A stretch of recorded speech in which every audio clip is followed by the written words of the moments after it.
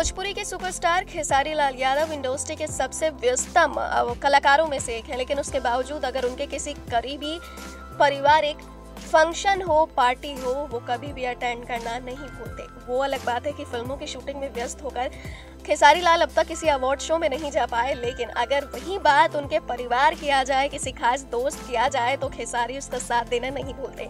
यही कारण है कि अपने सबसे जिगरी दोस्त विकास सिंह वीरप्पन के फैमिली फंक्शन में खेसारी लाल शिरकत करते नजर आए। दरअसल बीते 2 दिन पहले विकास सिंह वीरप्पन की बेटी वीशा सिंह का पहला जन्मदिन था। इस दौरान विकास सिंह ने अपने घर में फैमिली गैदरिंग रखी, जहां खेसारी लाल और इंदु सोनाली भी एक साथ नजर आए शामिल होते हुए। इसके अलावा बॉलीवुड के भी कुछ जाने माने चेहरे इस फंक्शन में दिखाई दिए।